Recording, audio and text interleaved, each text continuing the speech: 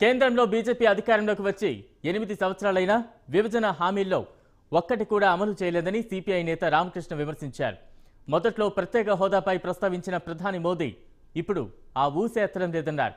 మోదీ ఏపీకి వస్తే రాష్ట్ర ప్రభుత్వం భారీగా జన సమీకరణ చేసి సభ నిర్వహించడంపై విమర్శలు గుప్పించారు. ప్రధాని సభలో సీఎం జగన్ విభజన హామీల ప్రస్తావన తీసుకురాలేదని ఎద్దేవా చేశారు. ప్రత్యేక హోదా విభజన హామీల సాధన కోసం కలిసి వచ్చే పార్టీలన్నింటినీ కలుపుకొని పోరాడతామన్నారు.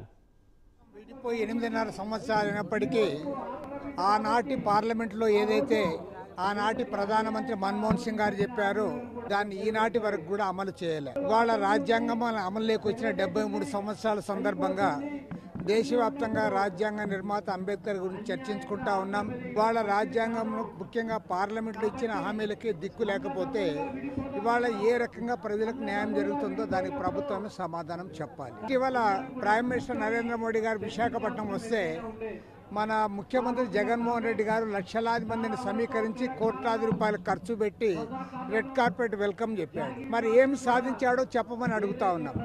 నీవు 2019 ఎన్నికల్లో చెప్పావు, నాకు ఎమ్మెల్యేలు కాదు ఎంపీలు కావాలి, ఎవరు అధికారంలో ఉన్న వారి మెడలు వంచుతాను, తప్పకుండా రాష్ట్రానికి ప్రత్యేక హోదా సాధిస్తా అన్నావు.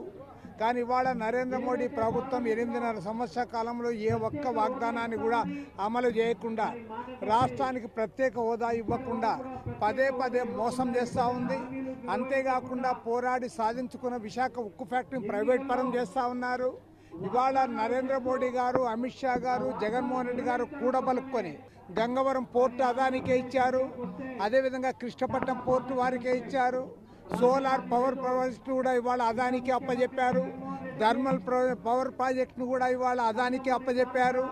టోటల్గా అదాని ప్రదేశ్గా ఆంధ్రప్రదేశ్ మారుస్తూ ఉన్నారు తప్ప రాష్ట్రానికి ఒక్కడి కూడా సాధించిన పాపాన పోలేదు. ఢిల్లీ నడిగడ్డ పైన ఇవాళ ప్రభుత్వాన్ని డిమాండ్ చేస్తా ఉన్నాం. సాక్షాత్తు పార్లమెంట్లో ఇచ్చిన వాగ్దానాలన్నీ కూడా